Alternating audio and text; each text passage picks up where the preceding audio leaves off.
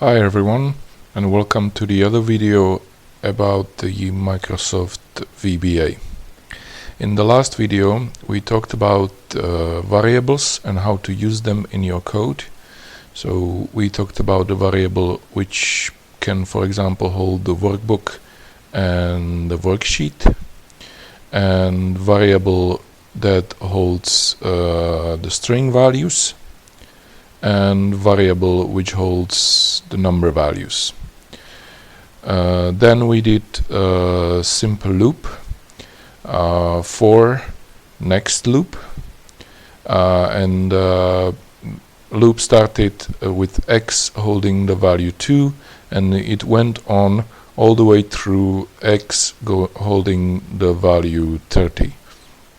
And all it did was take whatever value is in cell 2 up to 30 in column 3, and it put it into this variable, and then it went on to column 1 and put the value of that variable in the A2 all the way to A30 as the loop ran through. So that was the previous video. In this video we will talk about the dynamic navigation through the worksheet.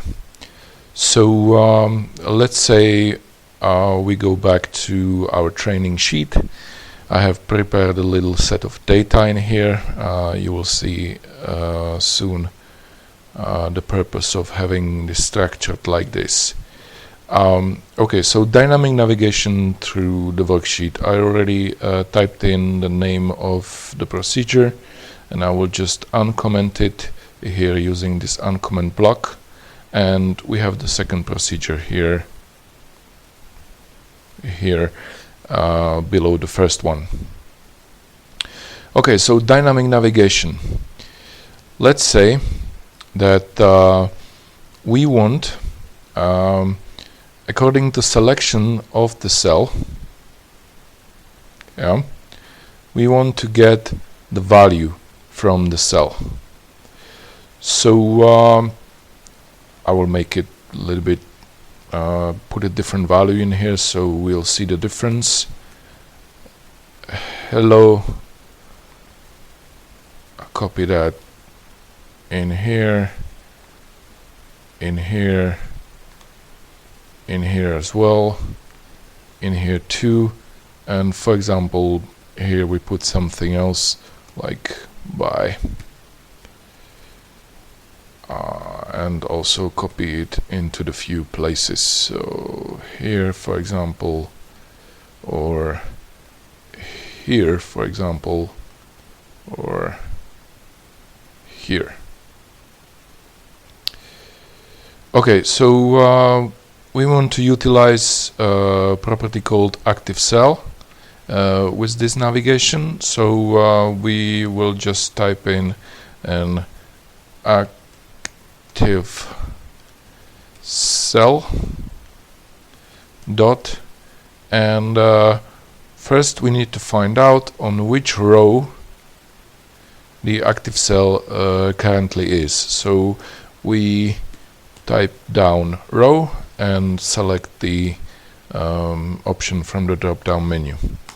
Then we can do simple copy and paste, and the next address parameter of the active cell is a column. So let's type column and use the drop down menu again.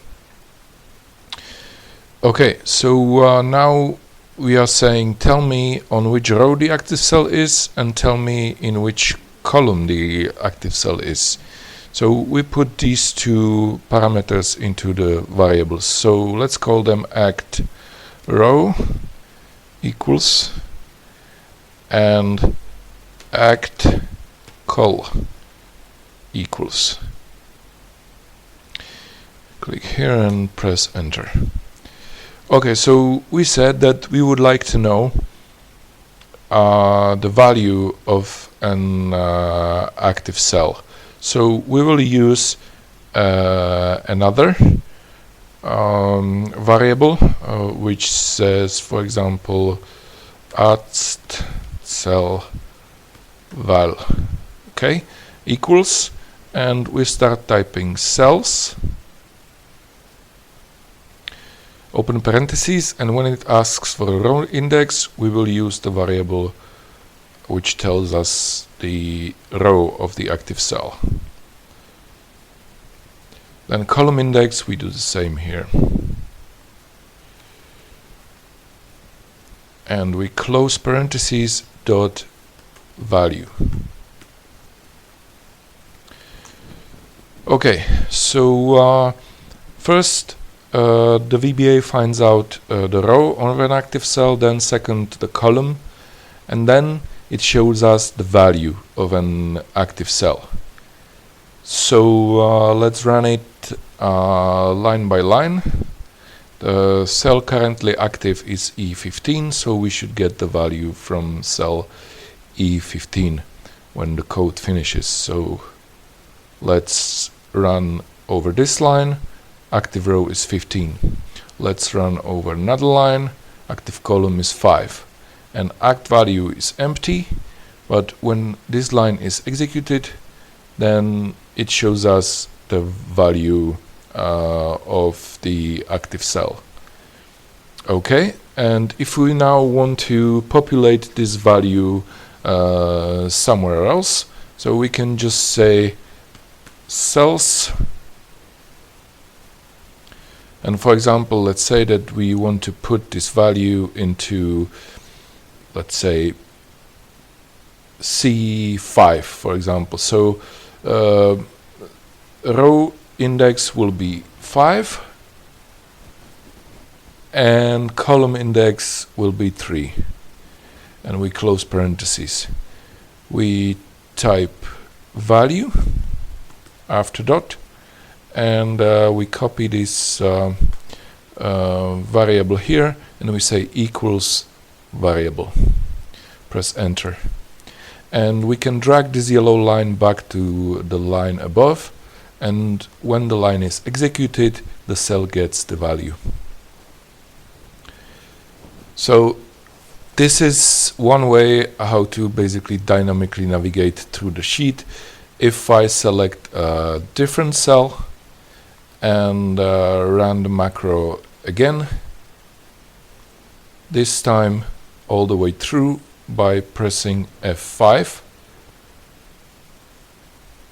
Sorry, F5, then you can see that the value in cell C5 has changed to whatever is the value in the active cell. So last demonstration, now line by line. So act row equals 6, act column equals 6 as well, active cell value equals range, and then it gets put into the cell C5 in this row. So you can see that that actually happened. Okay, so basically active cell row, active cell column, dynamic navigation this way. Then basically probably the most common use of dynamic navigation through the worksheet is counting how many rows you have in the columns of your choice, in the column of your choice. It counts dynamically. So for this, the Excel utilizes let's say selection end commands. Just for a little demonstration, I will now select the range F6 and I will record the macro using the recorder. I have it on the quick access, but if you don't have it on the quick access, you need to go to the developer tab, and here's the button record macro. If you don't have the developer tab visible on this ribbon, then you need to go to file,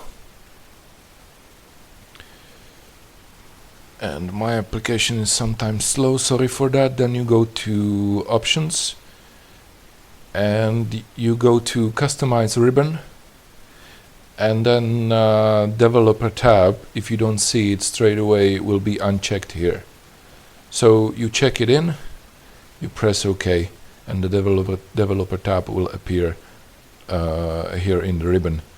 So I will now start recording the macro. The macro recorder basically records all your steps you are doing in the worksheet, and then it codes it into the VBA editor.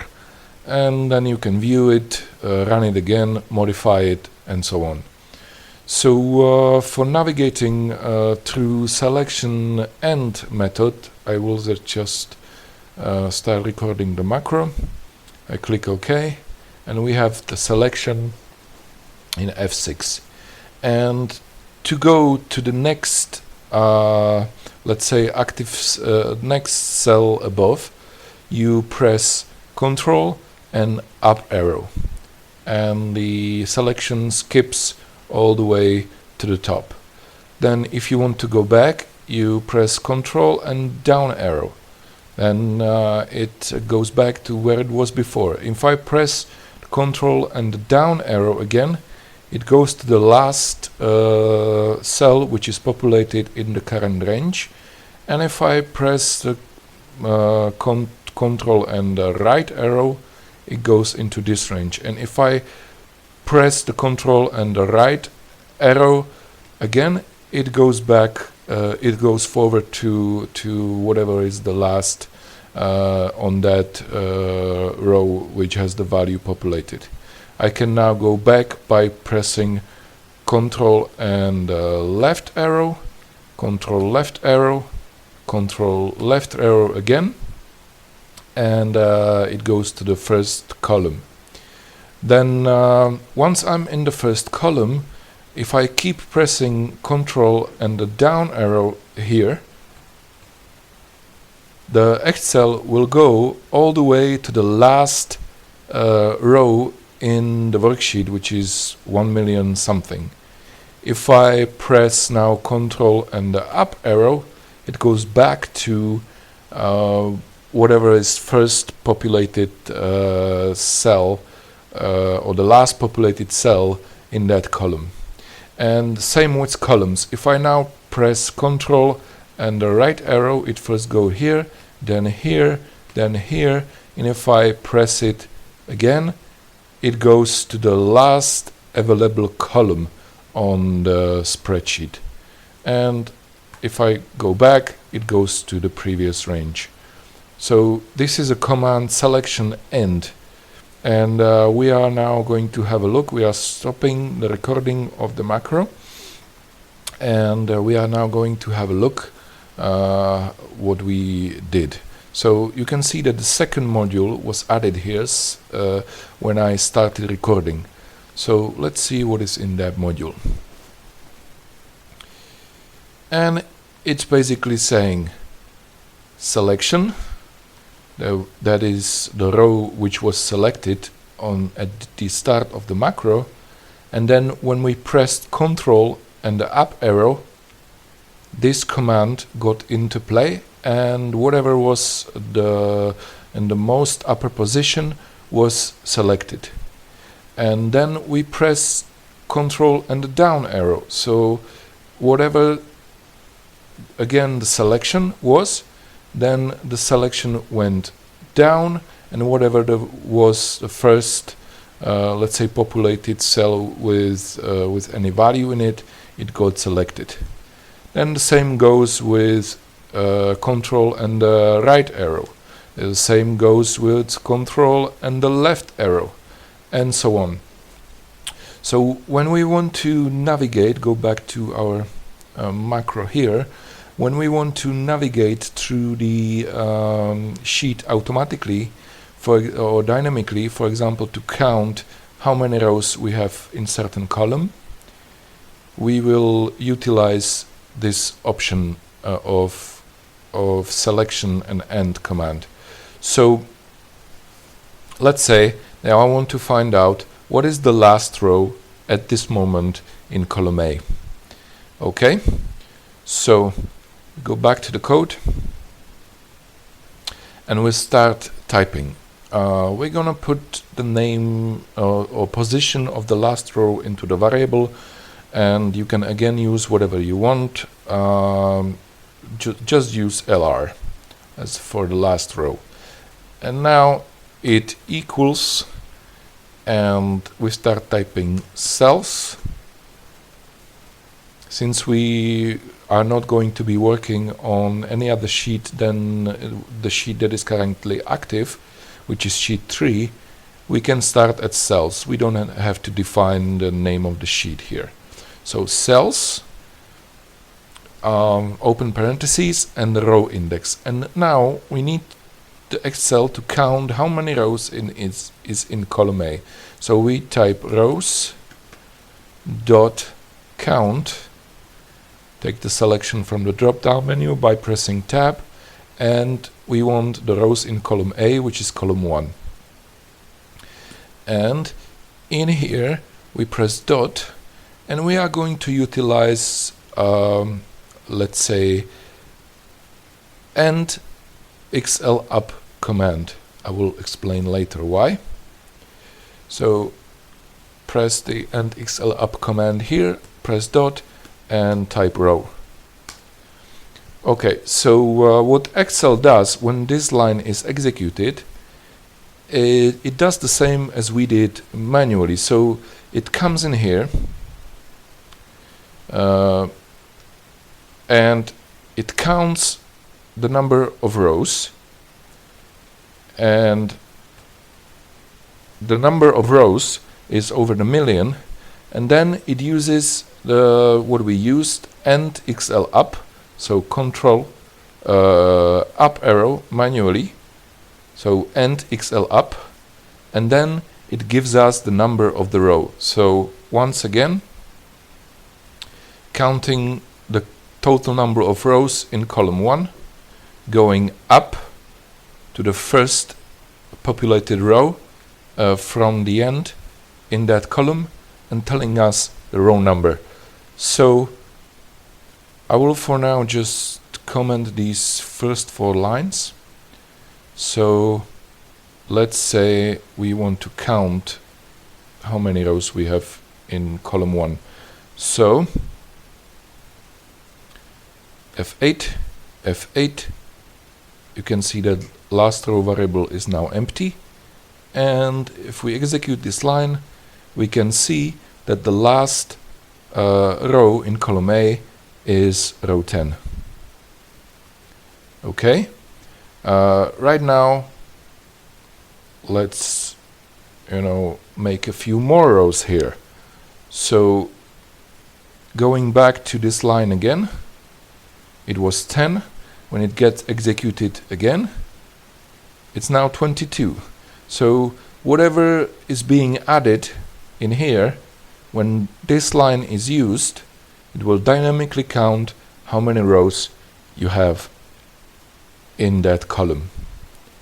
And same with columns, basically.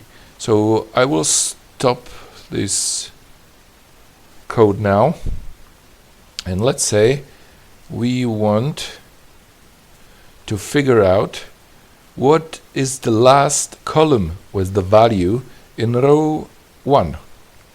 So going back, and we again use the variable LC, so it wouldn't be too long, and we can copy this this statement here, so we wouldn't have to type it all again, and then we'll just modify it.